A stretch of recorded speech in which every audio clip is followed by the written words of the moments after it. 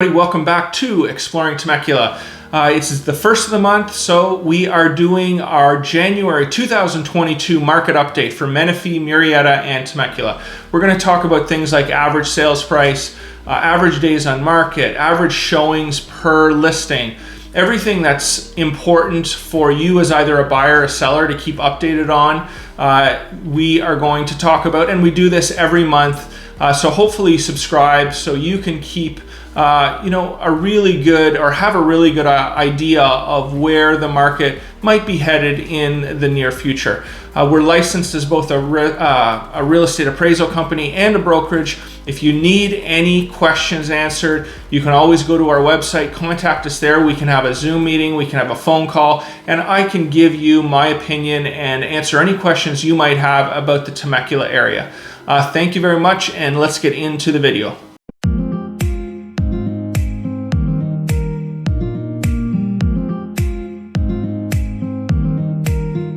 Okay everybody, so here we have a January 2022 market update for Temecula, Murrieta, and Menifee. I don't stipulate in regards to anything, in way of number of bedrooms, bathrooms, square footage. I just want to give everybody an overall view of what's going on in the market in these three cities. Talk about it a lot. One of the biggest issues right now and really in recent history is the supply. There's nothing for sale and everybody wants to buy a home. In January 2022, there were 175 homes that were newly listed in Temecula, 209 in Murrieta, and 209 in Menifee. If we go back 1 year, Menifee was actually a lot lower last year than it was this year in January at 173, but Temecula and Murrieta were definitely above that. And I can tell you in a city size, in any three of these cities, 30 or 40 listings in 1 month is a substantial difference. And I definitely felt it in January with, 3 or 4 of my buyers that I'm working with right now. Things in these two cities seem to just be flying.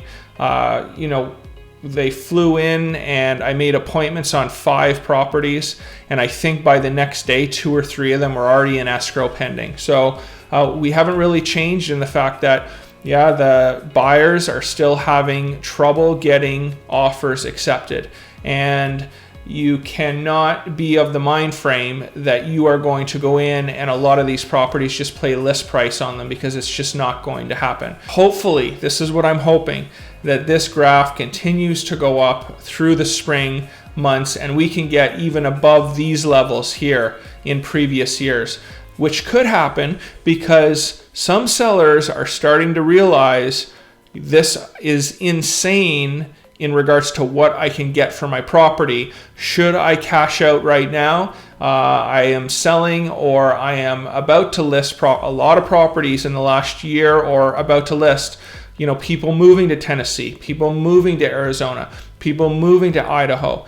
They are cashing out and, leaving California. Okay guys, so next up, active listings. So these are properties that are showing active still on the MLS or still through January 2022. And you can see for the month of January, we sort of leveled off, which is a little weird to me, because if you come up to here for October, during the slow months, and when people are not listing properties, it stands to reason that the active listings are going to go down. Some buyers that are fed up with the buying process are settling on a home. When there were less buyers in the market, just because October, November, especially November, December, there's just less people looking for homes. You've got Thanksgiving and Christmas. That's why people don't list their homes in December. But you can see the active listings are actually going down, which again, for that time, this makes sense because you still have buyers looking and some of them are settling and they're just taking whatever is on the market, and there's less competition, and those are 2 or 3 months. And you can see for the month of January, it really did level off. So we'll see what happens in regards to active listings. I have said in the past, especially in the last 3 or 4 months, if you have a house that is not upgraded with a pool or with a view, and you're trying to get top dollar and you're at that $700,000 to $900,000 mark, you're not getting those numbers anymore. I mean, your house will sit on the market. I see it.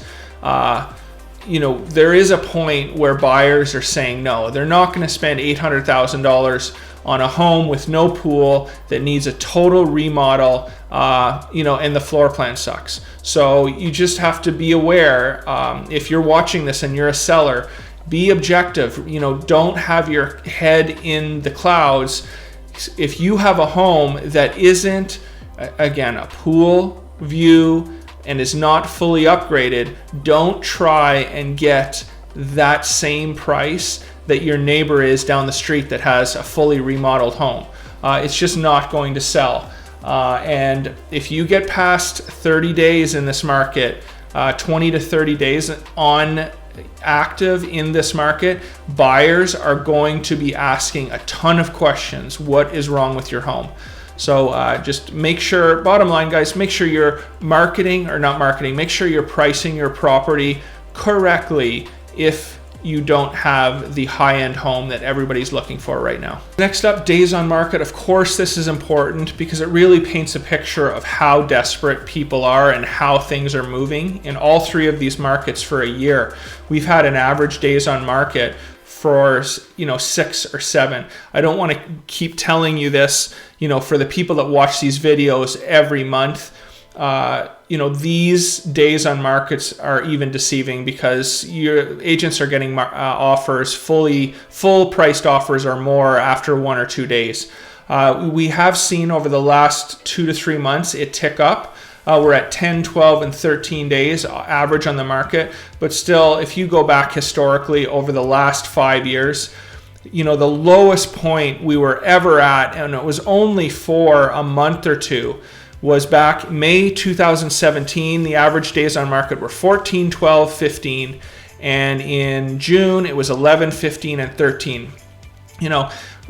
It's never in 5 years been sustained this amount of time. So from September, from around July of 2020, all the way through January 2022, we have an average days on market probably anywhere from 8 to 9 days, which is, really, we talk about this a lot.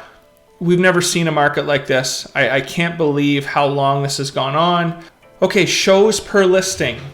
In January, this really did tick up a lot. I was talking about why I felt the showings per listing dropped off over the last 3 or 4 months.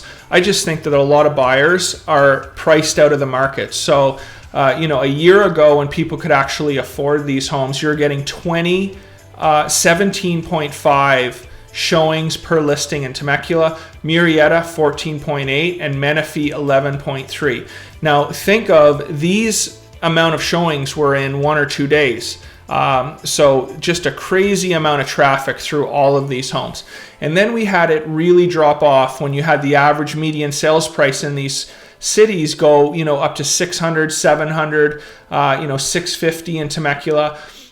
I think a lot of these buyers just couldn't afford these homes. So your showings did, drop off a lot. Now, last month, and I'll show you this, but number of showings really didn't correspond to the median sales price going down. We'll see what happened this month, but just because your showings went from 17 down to 6.7 really had no bearing on what the actual home sold for in the end.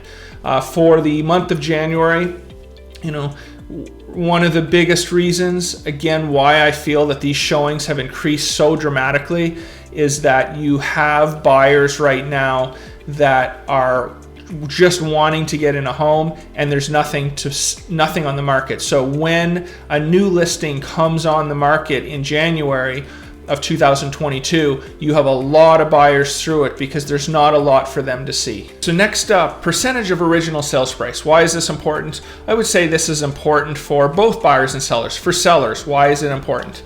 Well, you're getting an idea and you're seeing it on a chart here. If you list your house properly, you are going to get, historically in the last 5 years, basically 100% of the original list price. We did see a huge tick up, and I said this in last month's video. People are saying, 4%, that's not, 5%, 6%, that's not a big difference. Well, if you take 5% on a $500,000 home, and you're getting 5% over 100% of the original listed price, that's an extra $25,000 in your pocket. So yes, 104% compared to 98 or 99% is a substantial difference. Why is this important to sell our buyers? Well, you're getting an idea right now of, during this market, you definitely had to bid up on properties a lot over the original sales price. So for January 2022, we're basically getting 101.6% of original sales price in Temecula, 100.8 in Murrieta, and 100.2 in Menifee. What would this, as a buyer, what does this tell you? Well, you're going to have to at the very least, bid at what the list price is. But if I was to give you my opinion on this, on a $600,000 or $700,000 home, you're probably going to have to go up anywhere from $10,000 to $30,000 in Temecula. Probably $10,000 to $25,000, $10,000 to $20,000 over on most or a lot of properties in Murrieta, and $10,000 to $15,000 in Menifee. I just think the competition is a little less in Menifee in regards to people going crazy than definitely Temecula, and maybe even a little less than Murrieta. So bottom line is, if you're a buyer in this market, be prepared to put an offer in over what the actual list price is. Okay, and finally, the average median sales price in Temecula, it is $695,000, up from $682,000 in December. That is a pretty big jump.